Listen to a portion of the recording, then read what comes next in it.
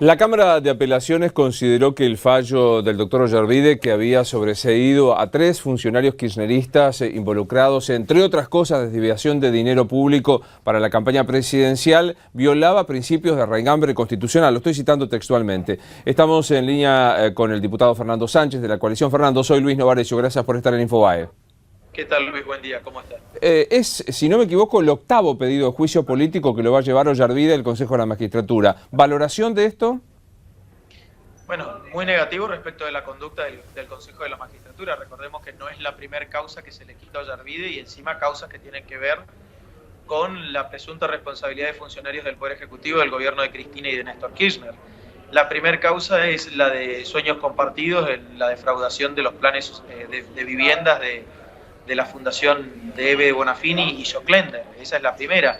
La segunda es esta, que creo que es muchísimo más grave, que en realidad está directamente vinculada con la apropiación de parte de una causa penal, que es una causa que se había desprendido de la mafia de los medicamentos, que sí efectivamente tenía que investigar Ollarvide, y que en definitiva investigó mal esa, pero decidió primero dictar la falta de mérito y después sobreseer haciendo caso omiso a lo que ya había ordenado la Cámara Federal, que era separar la parte que vinculaba a los aportes ilegales, sobre todo los provenientes de la mafia de los medicamentos y de la mafia de la efedrina, a la campaña presidencial de Cristina Kirchner del año 2007.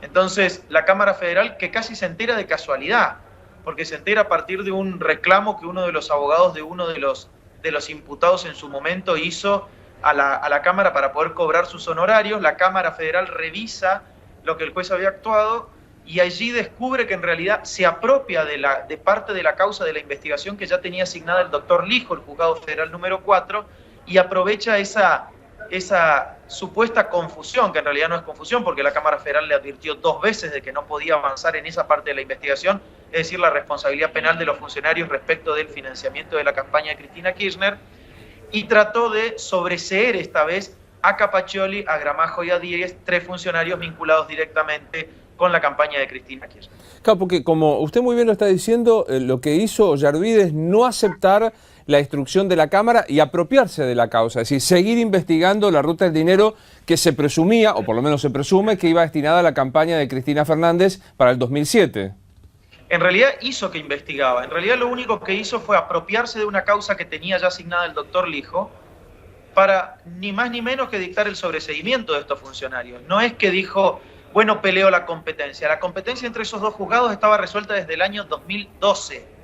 Es más, la Cámara Federal al resolver la competencia le dice, saque de su expediente, del expediente central de investigación de la mafia de los medicamentos, todas las actuaciones que pueden servirle al juzgado federal número 4 para la investigación de las posibles maniobras de lavado de dinero en la campaña presidencial de Cristina Kirchner y envíeselas al doctor Lijo para que pueda investigar.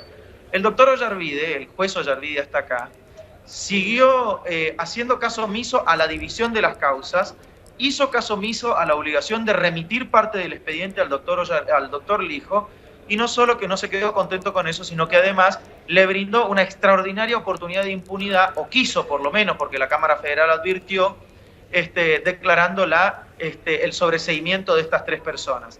La Cámara Federal, por suerte, se enteró casi por casualidad, y declaró nula las actuaciones del juez Ollarvide, ordenó seguir con la investigación al juzgado federal número 4 y denunciarlo ante el Consejo de la Magistratura. Hay que recordar que Ollarvide integró la tristemente famosa servilleta de la época del menemismo de Carlos Corach y Domingo Cavallo, en aquella discusión en donde un ministro le decía al otro que tenía jueces que respondían a los intereses políticos, y se mantiene hasta hoy en la justicia porque fue salvado por el oficialismo, por el kirchnerismo de los pedidos de destitución. ¿Cuál es el pago a cambio para que se sostenga un juez tan cuestionado desde hace tanto tiempo? Son beneficios mutuos y beneficios muy grandes. Recordemos lo siguiente. Es el mismo juez que intervino en estas 2 causas que ya les comenté, es decir, sueños compartidos y la mafia de los medicamentos, queriendo apropiarse de la investigación del financiamiento ilegal de la campaña de Cristina Kirchner. Pero también es el juez que sobreseyó en tiempo récord y creyendo argumentos absolutamente inverosímiles, tanto de Cristina Kirchner como de Néstor Kirchner en cuanto a su enriquecimiento ilícito. Es el mismo juez que ni siquiera escuchó a los peritos correspondientes para poder decir si era justificado o no el incremento, que a todas luces no es justificado en el matrimonio presidencial. Se devuelven favores y se devuelven favores muy grandes. Es un juez del poder, no es un juez solo del kirchnerismo, del menemismo. Será juez de que el gobierno que venga, solamente en el sentido de que él permanece en su cargo de juez federal, por supuesto poniendo en riesgo las libertades de los ciudadanos, solo a cambio de lograr la impunidad o garantizar impunidad para los funcionarios de turno, siempre y cuando sean corruptos, por supuesto, ¿no? Ahí teníamos la causa de Ricardo Jaime, teníamos la causa de Sueños Compartidos, la causa de la mafia de los medicamentos y la causa de enriquecimiento ilícito de Cristina y Néstor Kirchner. Y al que haya hojeado un poco la historia, casi me atrevo a decir, de la humanidad, sabe que los obsecuentes del poder de turno son los primeros traidores, ¿no? Sí, sin duda. Ahora, yo creo que no nos tenemos que guiar en realidad por obsecuentes y traidores. Nosotros tenemos que pelear, por eso nosotros desde la coalición cívica lo hacemos, lo denunciamos a Jorvide en muchas oportunidades. El PJ lo salva en el proceso de juicio político que se instauraba cuando todavía el proceso era en la Cámara de Diputados ante el Senado de la Nación, ese día que se derrumbaban las Torres Gemelas, cuando a él se lo acusaba de encubrir una red de prostíbulos y de cobrar por ello.